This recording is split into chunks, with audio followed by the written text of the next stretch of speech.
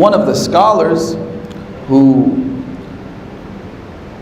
was a simple student in the housing, not someone with extraordinary abilities or great oratory skills, someone rather simple.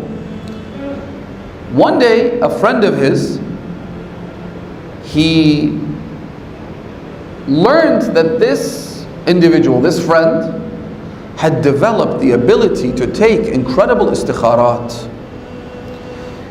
He would take the istikhara and tell you your exact intention, not like a broad kind of idea of what you're trying to do, but exactly what you're trying to do, right? He would, for instance, you would go to him and take an istikhara, and he would say, yes, they should get married, the marriage will be successful, and their firstborn will be a girl, and I recommend that they name her Fatima, for instance. How did he know this was about a marriage?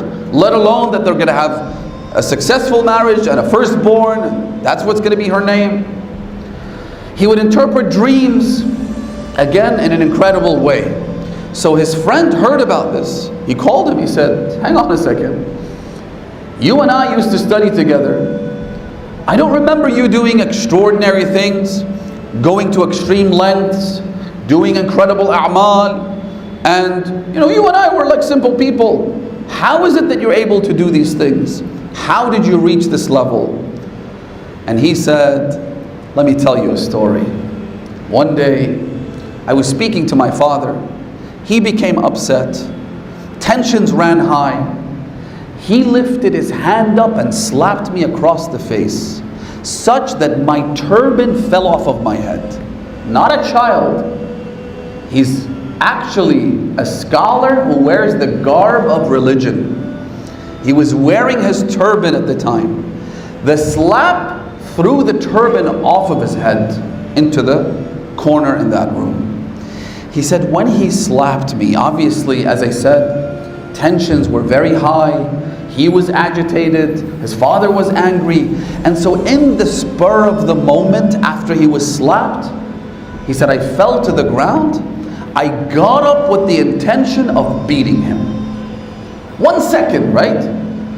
He said, suddenly my mother called and she said, Fulani Babat, he's your father. Don't do anything stupid. All she said was, he's your father. He said, so I jumped towards him, but instead of beating him, I fell to the ground and kissed his feet.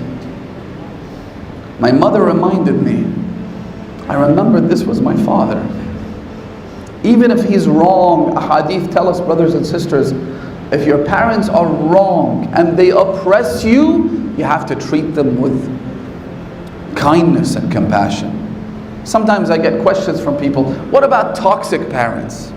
And I say, look, toxic or not, you have to respect them. If they're plain evil, if a parent is someone who commits sins, you still cannot disrespect them.